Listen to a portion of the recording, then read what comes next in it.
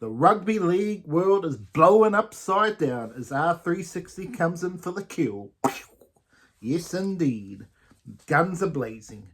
Pappenhausen, Zach Lomax, RTS are about to sign with R360 is at the end of the world for rugby league as we know it. Broncos versus the Storm. I'm going to tell you all the storylines that matter in terms of if your team wins out of the Broncos or the Storm, what matters in terms of the history of players, in terms of coming back to the club, what they've done in the past, what it matters to some of them, what the big story points, the talking points will be out of the game if they get home. The Warriors, yes, the Warriors make it the New South Wales Cup final. They won it. They've now played in the state championship. Can they get it done?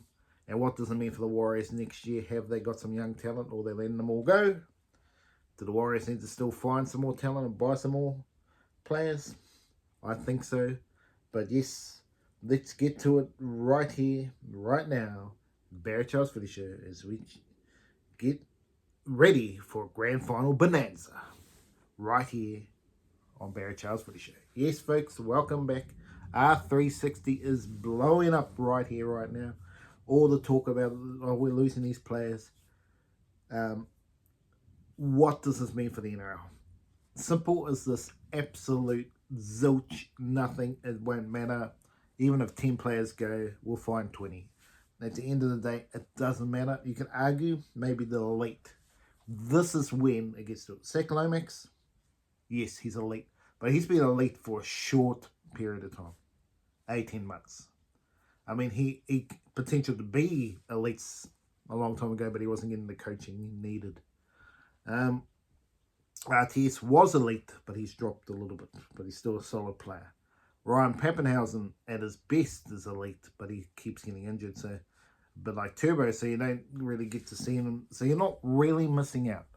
If R360 signed a Reece Walsh, a Payne Haas, a Nathan Cleary, a Munster, but maybe Munster's a little bit older, I'm not going to put him in the category. But if you lost players at their peak, the gun players, we can argue Zach Lomax is in that period, but I'm talking about the top of the top. I'm talking about the best in the game. And those three players, if Nathan Cleary, Payne Haas, and Reece Walsh left, would they be absolutely? You take out the absolute top echelon players, and I mean a few of them, not just one. If you took out 3, 4, 5, if you took out all Ezra Mamsey, even though he's, at the moment, nobody's liking him, but I mean, in terms of his talent, he's up in the scale. If he gets up there, Kalen Ponga, he's another one, if he went as well. Then you start going, where's your start? Who brings bums to your six? Latrell Mitchell, but he's been a bit injured, so he's a bit getting to the end of his career as well eventually. So, but in terms of the league players, I don't think I'm really going to matter. I think it's what people say, storm in a teacup. I just don't think it's really much going to make any difference to the NRL at this stage. But obviously, NRL are pushing to go towards 20 teams, and I hope it's a New Zealand team. We really deserve to be a New Zealand team, I believe. If you really want this to be the only, if it's not a New Zealand team, it have to be Adelaide. You have to be Adelaide. You could argue Tasmania if you really want to put probably not enough players, but if you want to go, if you're not going to go to New Zealand, it should be Adelaide. Make it a true national competition again. But New Zealand, just to have that North versus South, or at least Auckland versus Wellington, whatever they want to have it, but Canterbury would be better. North versus South. Imagine that it'd just be big for ratings. You can have games over there on a Friday night or Sunday afternoon. It'd be real eye-catching footy, and I really think there should be a bit more. And yeah, I mean, you can have Saturday day footy there later for the channel, so it'll all work out quite, I mean, earlier, so it'd be an interesting time slot sort of thing for that to work. They could have an earlier game because it's going to be, they could have like that 2 o'clock slot. So there's a game early, very early in the piece. That's the thing sometimes with the ratings, the day games are hard to get for New Zealand. But if they did want to have an earlier game, it would be interesting for the future of the game. But yes, let's get to the stories of the Broncos and the Storm. What's happening, folks? What is happening right here, right now? With the Broncos in the storm, what happens if your team wins? Let's go for the Broncos because I think they got a bit more stories, but you can argue they all have stories. Okay, Ben Hunt, redemption of 10 years ago. Yes, last time he been in the grand final, he dropped the ball, and the set later, Thurston gets the field goal to win the grand final. That will haunt him for the rest of the days if he does not get his elusive premiership on Sunday. Do I think he's going to get it? Well, you'll find out at the end of the show. Adam Reynolds, he's got a storied history here. 11 years ago, he won the premiership. Then 5 years ago, he just lost and he missed the kick to tie the game against the Panthers. Was that 5 years ago? Sorry, it might have been not that long ago, but 3 years ago. So he's had that failure. And then you got obviously 2 years ago the grand final with that kick to Mitch Kenny, and he wasn't able to ice the final moments. So he needs to ice the moments in the biggest dance. Can he do it? We will see. Madge Maguire. Yes, Michael Maguire.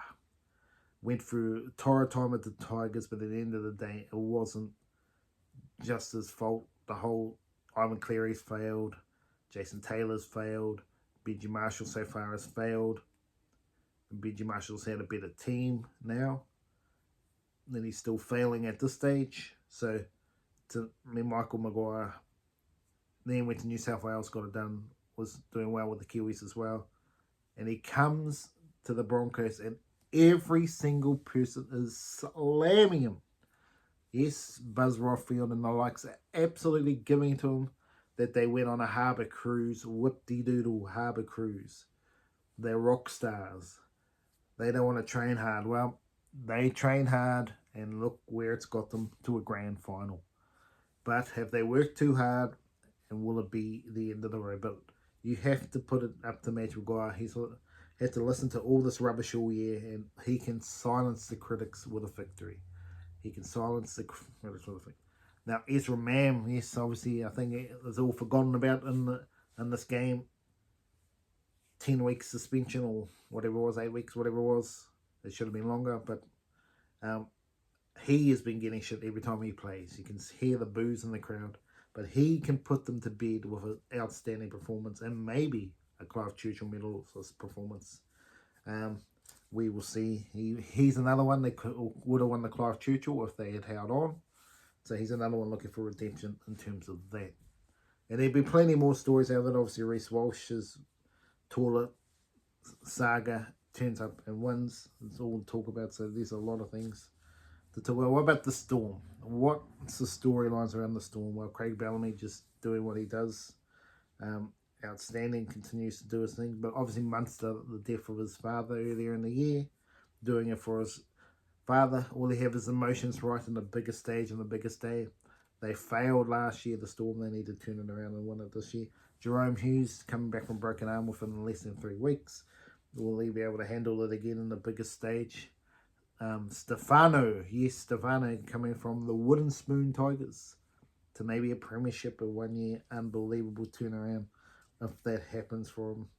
So yeah, there's probably more bigger stories on the Broncos side of things, but I tell you what, it's still going to be one heck of a final. Absolutely, damn lootly, it's going to be one heck of a final. But before I get to my predictions on the final, let's get to the Warriors quickly here. The Warriors won the New South Wales Cup. Yes. They lost earlier to the Dragons, but were able to bounce back and win it in the end. What does this do for the Warriors next season? For all the Warriors fans out there, what does it actually do? Not a lot. Quite a few of those players are leaving, like the Cossies and the likes.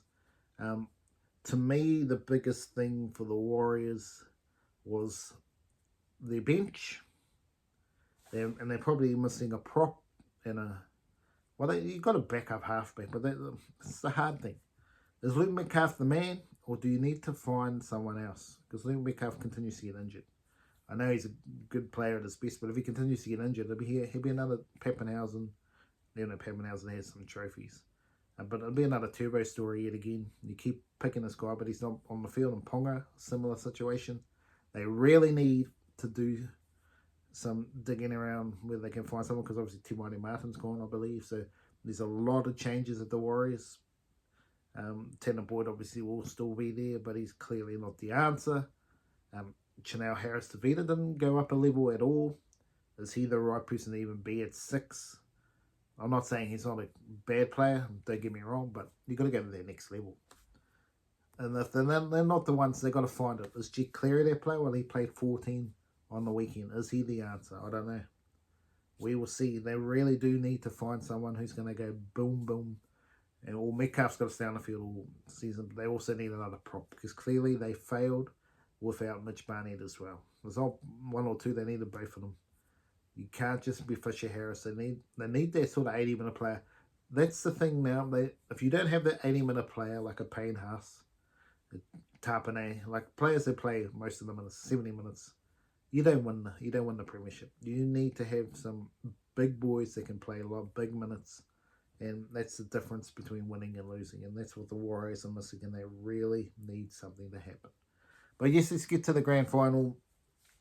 What's going to happen? What's the noise? What's going to happen? I honestly think the Storm will win. I mean, I wouldn't be surprised if the Broncos win. But the Storm, to me, have had everything go their way. Absolutely everything go this way in this final series. They got to play on Friday. They've had an extra 2 days rest, which helps Jerome Hughes as well, obviously.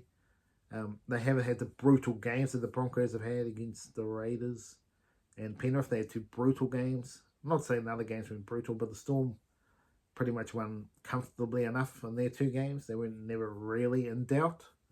So, to me, the Storm and Cameron Munster to get Clive Churchill. That's my tip. If on the Broncos side, who would get Clive Churchill? I think it'd be Ezra Mam, because if they're going to win, they need Ezra Mam to be electric. You could argue Payne Haas could be a chance as well. But yes, it's going to be an interesting game. The Storm should win, but there are no guarantees. There are no morals. I wouldn't say they're morals at all, but it's going to be a great game. And it'll be interesting to see Patrick Carrigan back. But anyway, that's Barry Charles for the show for this episode. Remember to like and subscribe, and I'll see you at the next video.